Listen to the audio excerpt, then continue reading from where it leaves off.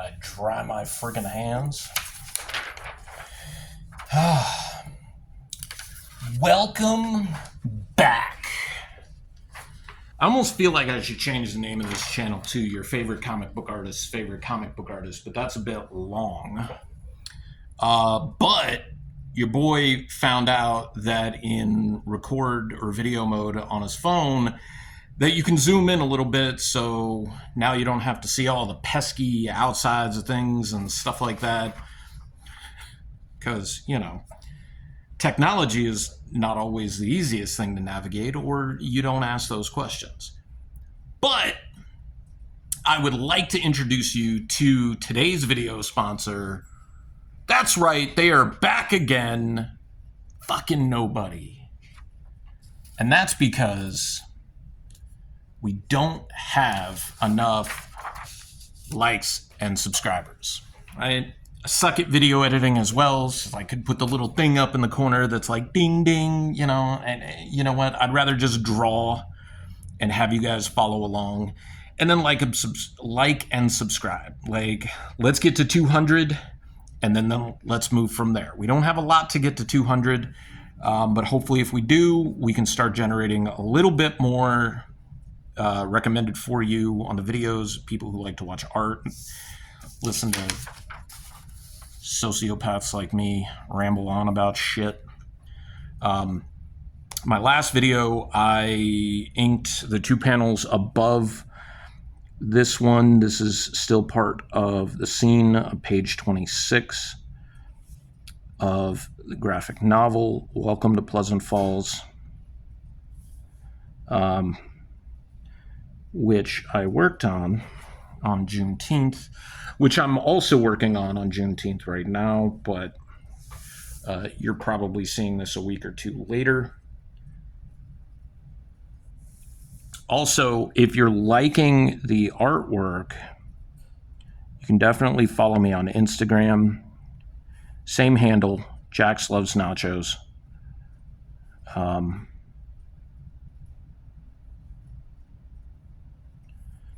Yeah, so I'm steadily working on this, and I wanted to do more videos, but at the same time, like, I worry about doing penciling videos because I don't want there to be, you know, spoilers, right, of like what you're gonna see. So if I penciled something, then I know already what's on the page, because sometimes I ad-lib stuff and I change things from the actual script. Not that you've seen that, but the reception to the first book, or to chapter 1, I should say, has been really positive. Had one person message me after they read the digital copy, because everybody who pre-ordered it, I made a digital version available to them. And they, so there was a little bit of feedback that I was getting, right? And one person was like, she sure says the F word a lot. And I just started laughing, because I'm like, well, I mean, yeah, like, this isn't like a kid's book.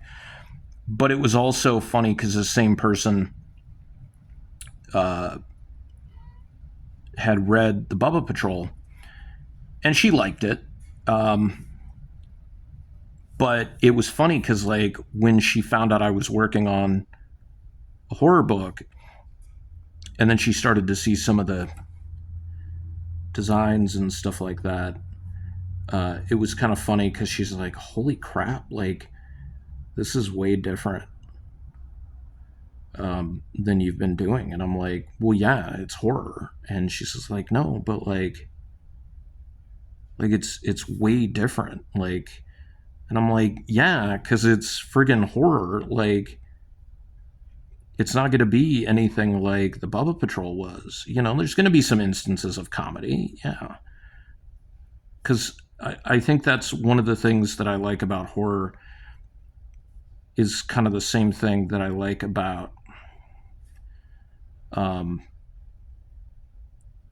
comic books, is, you know, there's all types of horror, right? There's, you can have horror set in the Old West, you could have comedy horror, you could have romance, you could have sci-fi, you could have action. Um, it's one of those things that is a very versatile format, and it's not as versatile necessarily as comics, but like horror as a genre is more versatile than many other genres, because like if you're writing a romance novel or you're making like a rom-com, like yeah, it's romance and comedy, right? But it's not also action. Like you're limiting yourself to stuff with it. Not that I'm suggesting that you shouldn't or can't do it, but every genre has some limitations to it, right? Or things that maybe we would like to have, fixed, whether it's representation or tropes or one of the reasons I don't care for rom-coms is like, and I get it, you're supposed to, go to a movie or watch a TV show and you're supposed to, kind of escape for a little bit. But it's like, it's so unrealistic, right?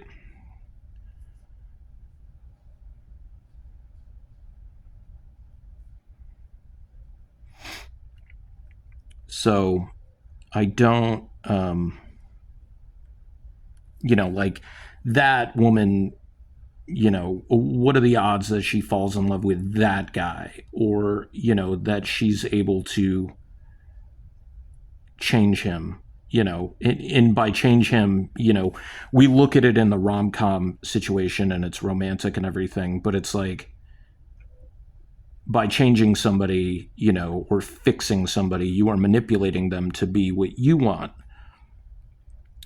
So let's call it what it is, which is,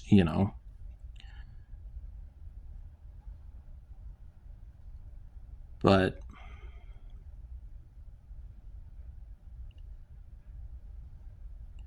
in the last video I talked about a little bit about Juneteenth, because even though I'm also filming this on Juneteenth, I posted a link for more information on Juneteenth, even though you'd be seeing it afterwards. I don't really have anything to talk about because I talked about a lot of it yet last time, with not just Juneteenth, but with, AI and how the comic book industry previously, not necessarily now, there was a lot of gatekeeping, and which is how some people view their excuse or their reason to use AI, because, they say artists are gatekeeping the space. And, gatekeeping means trying to keep people out, right? Checking IDs at the door, checking your credibility, checking where you came from, or your legitimacy or whatever. Nobody's gatekeeping you in the field of art. Holding you accountable and responsible for using what you call tools in AI is not gatekeeping. It is straight up telling you, we don't like it, we don't respect it, we will not take you seriously, because you, by using AI, don't respect the craft.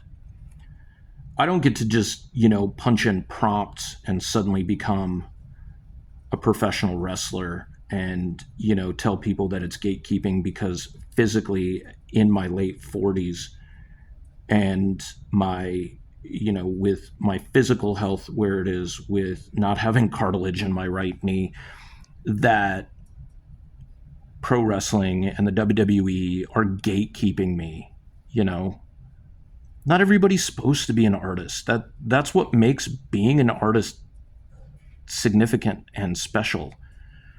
But not everybody can be a plumber or an electrician or a computer tech, right? That's why you have to call those people for that work. That's one of the things that's bothered me about the job that I have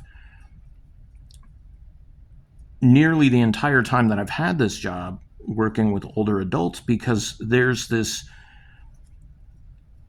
entitlement aspect that comes from, not all of them, but comes from being older, because you're used to not having to pay for something or not have to pay that price for something, because 50 years ago, when the last time you needed to have your house completely replumbed, it didn't cost $20,000 or $30,000. Well, that was 50 years ago.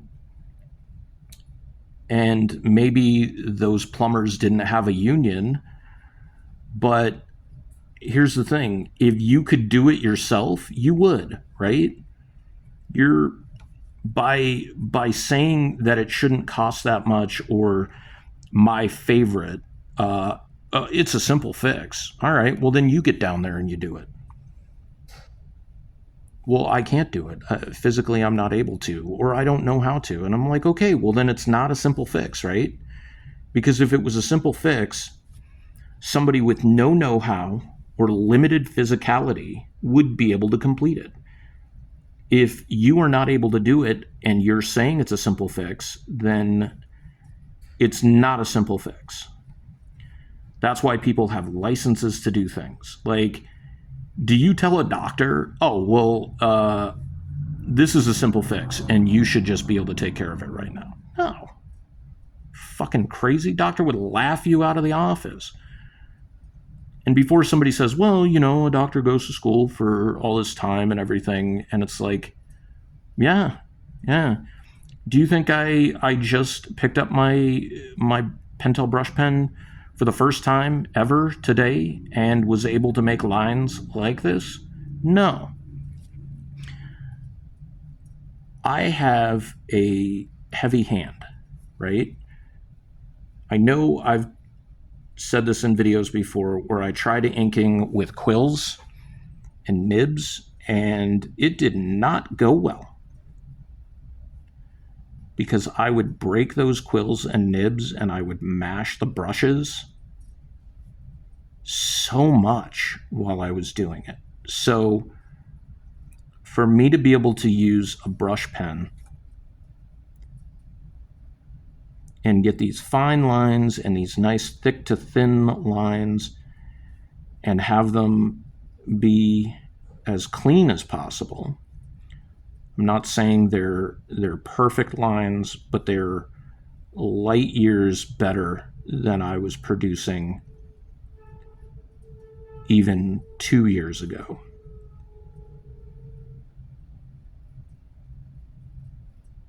You can't tell me that this is an easy thing to do, because then you could do it and you would be doing it.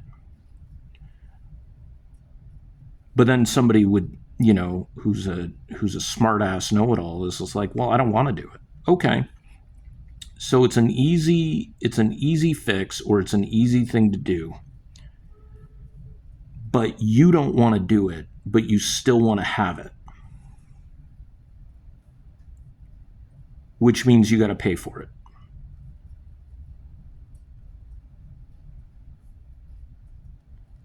If I want a hamburger, I can go to the store and buy the beef, and I can go out on the grill, and I can cook it, and I can chop the onions and chop the tomatoes and cut the lettuce and buy the buns and everything, and I can do it myself. I have that ability, right? But do I want to? Is it worth it to just go to Whataburger, I'm not an In-N-Out guy. I know. Start booing me now. I can go and I can pay for it, and I can piss and moan all day at the price that they're charging. But do I want the burger? Yeah, I want the burger. So I'm gonna pay the price because that business has to operate.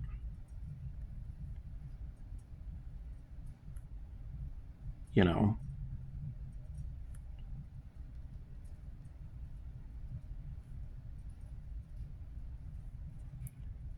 or it's because I just want something specific, right? I want to watch this movie, but I don't have this movie. Well, I can't make that movie. I want to watch Godzilla Minus One. So I either have to have the streaming service that plays it, or I have to buy the Blu-ray or the 4K, right?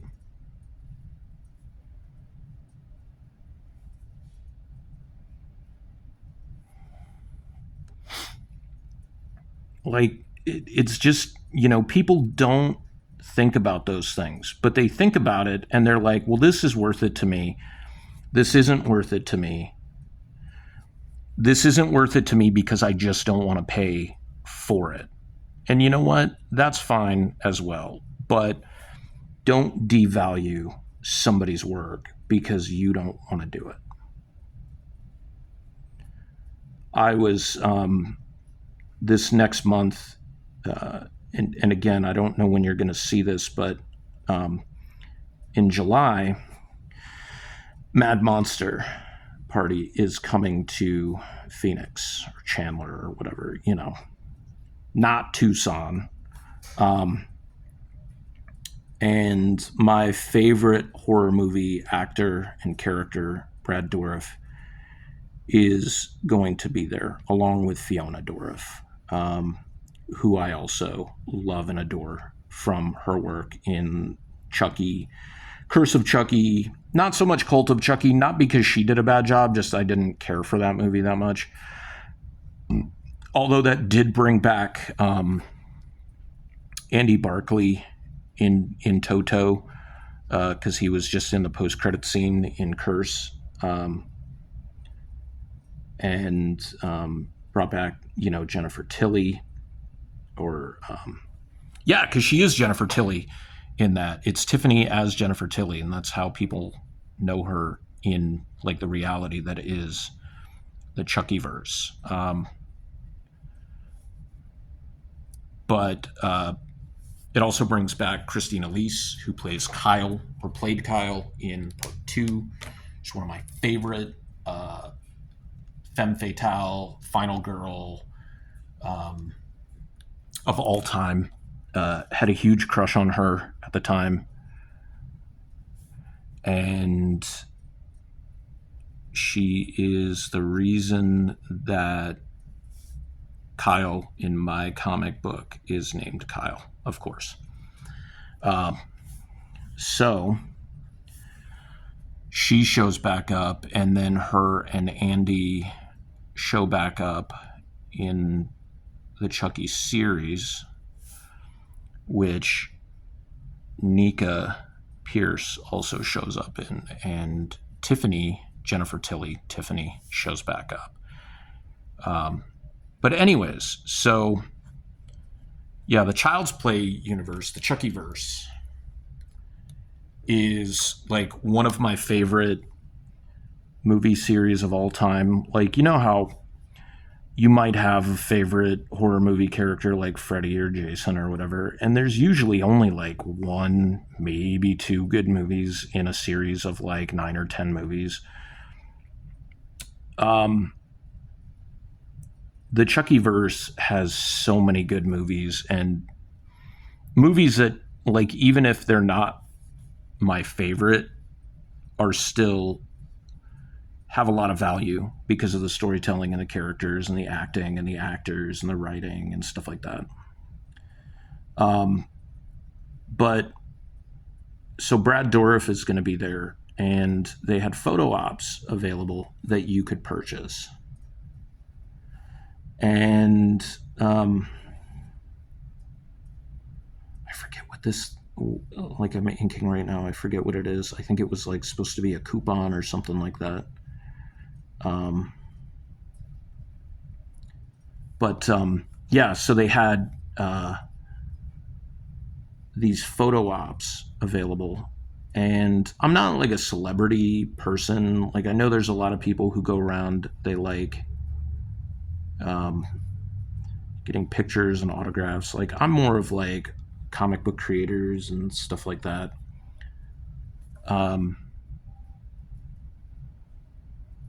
But I mean, what's the chance that I have to meet Brad Dourif again, right? Like, what are the odds that I'm going to have to do so?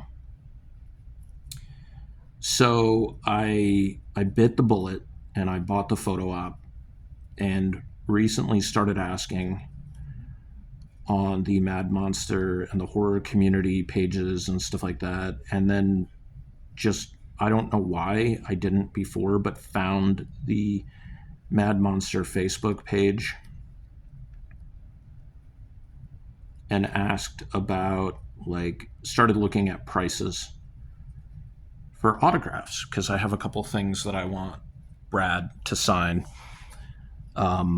2 comic books and my big life-size Good Guy doll, which I would also like Fiona to sign as well. Not the comics, because the comics aren't from the movies or the show that she was on. So, and I found out the pricing for Brad, and it's a little steep. I mean, I'm not saying it's not worth it, but it's expensive, right? And I thought about it and I'm like, well, maybe I'll only get like one thing signed and I may have to pass on having Fiona sign something. And my friend Richard again was like, yeah, but like you also gotta think about it about like, what's it worth to your fandom? I don't, like I said, I don't do a lot of autograph hunting from celebrities. Horror is a huge genre for me. Child's Play, as I said, is my gateway horror movie. I first started watching horror again when I was 12. In what grade is, yeah, 7th grade. And I fell in love with it. Like, I had seen scary movies before, but they always terrified me. So I didn't know, like, I didn't think I was going to watch scary movies anymore. But in 7th grade, I decided, let's try it one more time, right? And so the first movie that I rented, and I'm pretty sure I have told videos about this, like with hauls and stuff like that, when I found the Child's Play book and stuff, that Child's Play was the movie that I watched that got me stuck on horror. And it's stayed with me ever since. Just that love. Like it wanes every once in a while. Like I may not watch as much horror as I did, last month or last year, but it's there, right? Like it's never not there. So I would say horror is probably one of those genres that sticks with me more than anything else. Because yeah, I got into, like so many other people, comic book movie genre and stuff like that. But now I'm like, I don't really care about superhero movies and, the influx of them for the past, Jesus, almost 20 years. 17 years. Like, that's ridiculous. Since 2008, they've just been like nonstop. Um,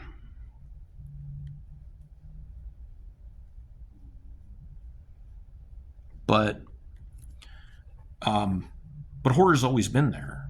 But the problem is like a lot of horror isn't good, right? You get the same boring tropes.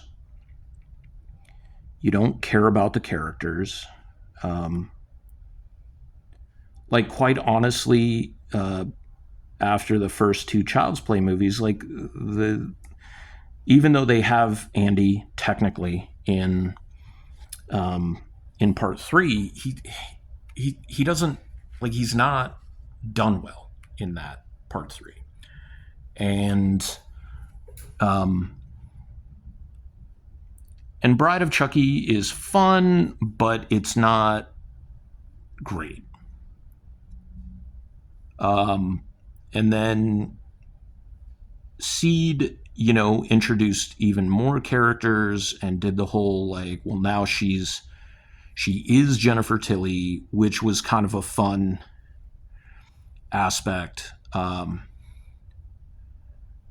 at the same time, like, reading through things, like, it was more comedic than anything. And so was Bride. Bride had a lot of comedy in it.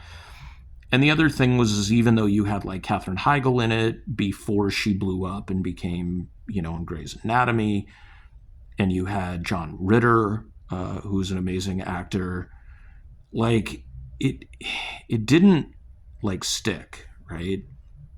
Like, it's good, but it was still, there was a lot of comedy aspects to it. Almost that whole, like, oh, comedy beats, except, this predated the comedy beats of action movies that came after friggin' Guardians of the Galaxy, which I said really ruined superhero movies for me, right? If you have one or two jokes in a movie, I'm like, yeah, that's fine. But it also depends on the characters, and it depends on the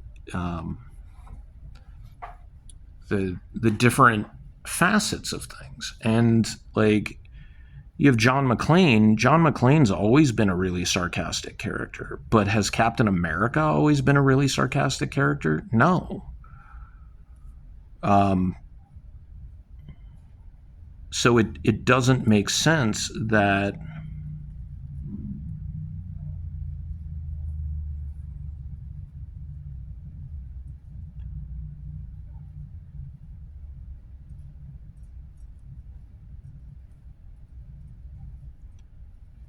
he'd be, cutting jokes, in the middle of a battle kind of thing.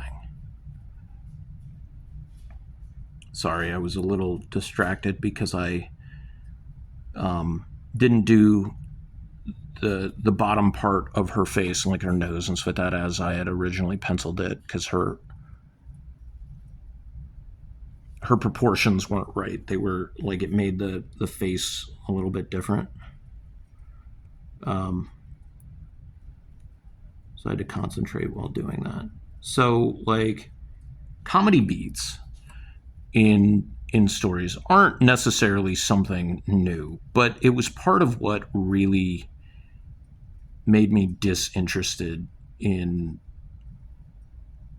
superhero movies. It was like one of the first things. Not just that, but just putting them out and not doing characterizations well. I'm a big character development guy. Like, that's why the Bubba Patrol did well. That's why Welcome to Pleasant Falls is doing well and is going to do well, because the characters are the most important part of this story. You have good characters, you can put them in any scenario, and it's going to be a good story. You have characters nobody cares about, and that's where a lot of regular ongoing American horror happens, where you're rooting for the bad guy. You're not supposed to be rooting for Jason or Freddy. And somebody might say, well, you don't know who you're supposed to root for. You can't tell me that. And I'm like, that's not the basis of the storytelling, right? It's supposed to matter. The characters are supposed to matter. And because they don't, because they're not written well, I don't blame the actors. Nowadays, I don't even blame the directors, because we've gone back into a studio system that we had back literally 100 years ago, 90, 80, 90, and 100 years ago, where the studios controlled absolutely everything. Nothing was controlled by the directors. The directors didn't matter. The actors, I mean, yeah, you know, Fay Wray was big time, and Klaus Kinski, and you know, Klaus Kinski was, never mind. But yeah, like, you know, you had the Universal Monsters, you had like Cary Grant, and you know, you had all these stars, but they had no control over what they were doing. They were signed to studios. They weren't signed to make a movie. They belonged to studios, right? And the only way they got to work with other studios is if there was some sort of like a trade deal with them, where like, we get this person and you can use this person. Is very much like pre-free agency in sports. So the idea that, and then, yeah, there you go. You have me just ranting and going on about like all these different things, when my initial point was, this next month in July, depending on when you're watching this, I get to meet, I don't know if I'd call him my idol, but somebody that I value as an actor, more specifically for, you know, the horror and later portion of his career, in Brad Dourif, and then his daughter Fiona Dourif, who again I love as Nika Pierce, and actually plays Chucky in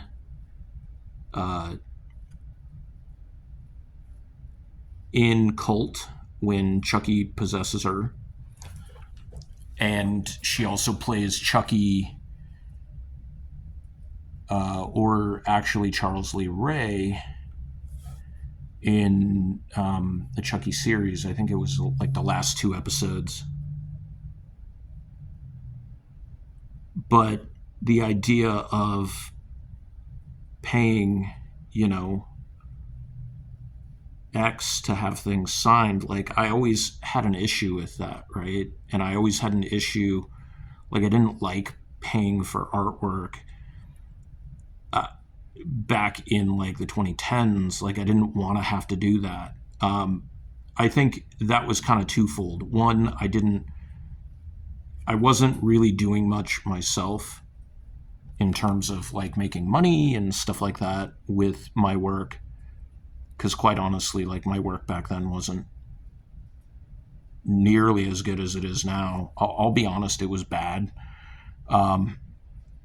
So I think in turn, because people didn't value my work because it wasn't good, I didn't value other people's work to the same degree that I do now. And because I was also working jobs that didn't pay super well, so it was harder to be able to be like, yeah, you know, I can afford that, or this is how I value that because this is X number of hours and X number of days I've got to work. Like, some of that stuff that I'm buying now or paying for now was multiple paychecks back then, But I love Brad Dourif as Chucky. What are the chances I'm going to have to meet him again? He's also older. He's like 75. And I know some people might be like, well, that's not that old. And I'm like, it's not.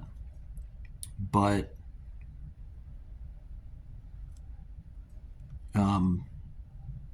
I think it's important. They say don't meet your heroes. I've been pretty fortunate to have some decent interactions with creators I greatly respect, like Dan Reba, Simon Bisley, especially last year. Like, he remembered Agnew and me. So that meant a lot,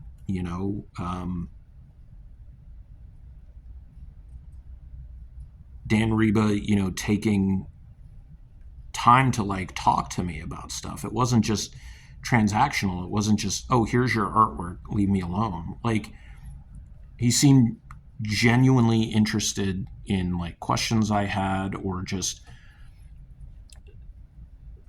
the fact that I wanted to hear about his journey and his story and stuff like that, because of what it means to me as a fan, as somebody who has now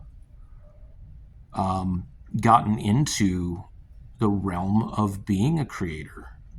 He seemed genuinely touched to have me give him copies of the Bubba Patrol. Like, I was just like, I have a gift for you. And he's just like, wait, what? And then, I showed him the Bubba Patrol and he seemed excited about it. And I don't know if he knew that that was what the gift was. And when I told him that those were for him, he seemed genuinely touched by it. So much so that when he opened it and like was flipping through it while I was there, he took the tape off of the tab and stuck it to the back of the bag so that it wouldn't get stuck to the book. Like, that is very old school, and that is that showed me that he valued it. He valued my work, even if he may not yet know who I am. And that's one of those things that has been kind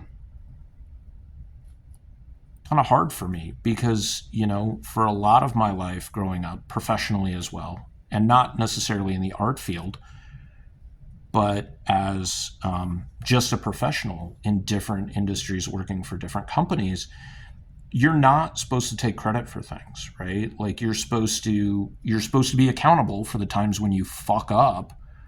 But like, if somebody knows your name and it wasn't because you fucked up, it was very, very rare.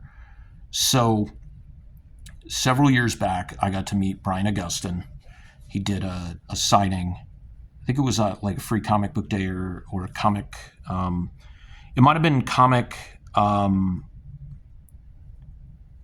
Halloween Comic Fest, I think it was. And he did a signing at Charlie's Comic Books. And I don't remember what year it was. I think it was like 2018 or... it had to have been 2018 or 2019. I think it was 2018. And when I went up and I got my copy of Crimson, the hardcover deluxe edition, signed, he, when I was talking to him, and he was just like, what's your name? And I told him, and he goes, I've heard of you. And I was just like, well, maybe you heard of, my dad, because Chihawk isn't a super common name. He's a journalist. And he just looked at me like very, very like parent-like. And he was just like, take the compliment. I've heard of you. And like last year at Tucson Comic Con, when I got myself all like ready and psyched up, that I was like, I'm going to talk to Brian Polito, and kind of like, I'm not going to not take no for an answer, but like, he's going to recognize me. And I was so zoomed in on that thought process, right? That when he walked by the table, I was like, hey, Brian. And his response was, hey, John. And it didn't click in my head that like, hey, he knows who I am, you know, because he called me by name. And then that happened this year as well at Phoenix. And I can't remember who it was with. I mean, Dan Reba remembered me from last year, but he also remembered me from messaging him about the commission that I wanted to get. But at the same time, God, I forget who it was. I was talking either to Danny Miki or Chris Campana.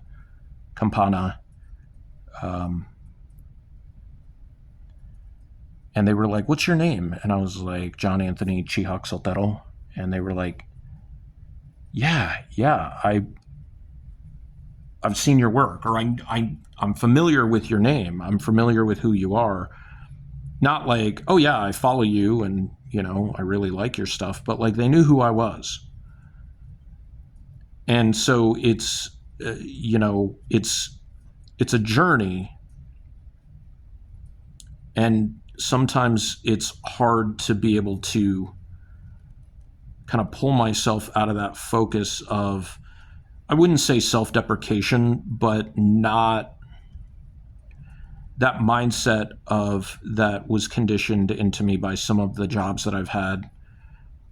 And not really the job itself, but leadership at said job. That's like, you don't get to take credit for this. Like, this is the company as a whole, or this is somebody else's credit to take. But when you fuck up, you need to own up to it, right? Which I think is important, you know, being accountable for when you do make mistakes, but at the same time, being accountable for your successes as well. So when somebody really likes my work and they're like, God, I love this, I often times shove it to the side,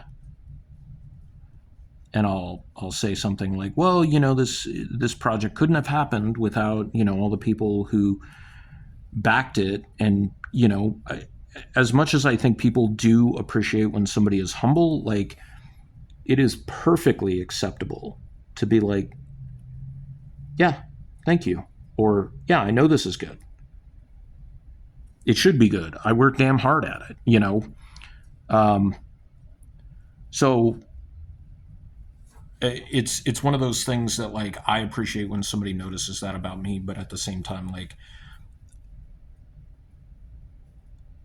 working on being good with like, oh, you know, this is somebody that you like and you admire.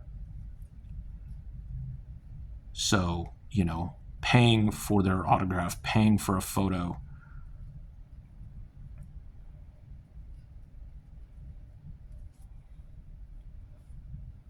is fine. You know, there's no issues with that, or there shouldn't be issues with that. I don't know. I've just always, I don't know, maybe I equate that with like the thought process that if you're doing that, then that means that you're acknowledging that that person is somehow better than you, when they're just a human being and they're, you know, they're in a different industry. So that's just, I don't know, a long rant on, I get to meet Brad Dourif next month in July, whenever you're watching this, because it may not be that same time. And that a lot of the being okay with not just paying for that, but being okay with accepting kudos for my work and people recognizing my name is something that I'm slowly becoming accustomed to, and wanting and having a lot of credit to my friends for really kind of pushing that thought process in me and like helping me work on it, you know, because we're all a work in progress, right? Like, you know, if you came out perfect, can you imagine how boring that would be? That's the definition of like a Mary Sue character, or whatever the male version of a Mary Sue is, I forget. Like, people love that story arc. That is character development. That's a well-developed character. So yeah, it's kind of like full circle in my conversation about, yeah, that's what's wrong with horror, is that, and movies in general, we don't have well-developed characters. I feel like I'm a well-developed character. There you go. Full circle. So yeah, be sure to check out the links below, especially if you want to pick up chapter 1 of Welcome to Pleasant Falls. It's doing really, really well. Sold out the first sortie, or the first supply that went to Space Monkey Comics. If you're seeing this after the fact, on July 19th, I will be doing a signing at Space Monkey Comics in Tucson, because that's where I'm from.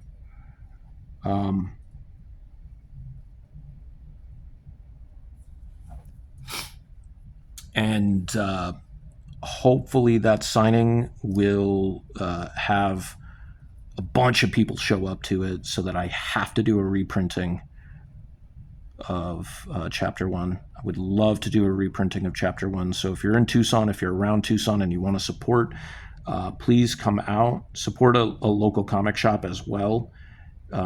Tony and Space Monkey have been really good to me since even before they opened. They wanted to have the Bubba Patrol in their shop, and he asks me updates, you know, on when I was working on Pleasant Falls. And for the longest time, I was just like, I haven't done anything, or I fell behind, or, you know, whatever. So it means a lot to me when people support the people who support me. So definitely check them out. Still taking people to be, you know, have subscriptions there. He'll bag and board your books for free, which is a big thing, because a lot of places charge a lot of money for bags and boards. And then I think he's still offering 5% discount on your regular purchases, including all your pulls. Plus, he's just really nice. He has some community events. He's had a couple of signings in shop already, which have been really cool. And now I'm going to get to be a part of that as well. So, all right, guys, I think that is it for right now on this page. The top panel is Mayor Kabak. It's not super interesting, although it is 3 characters who show up later on. Right there you go. If you have stayed until now, I appreciate it. Like and subscribe, comment, you know, let me know what you think. Let me know if you have questions about the tools that I use, my inking technique, why I'm designing the characters the way I'm designing them. That's actually perfect that my laundry just went off right now, because it's the end of the video. I will see you guys next time. You take care. Later.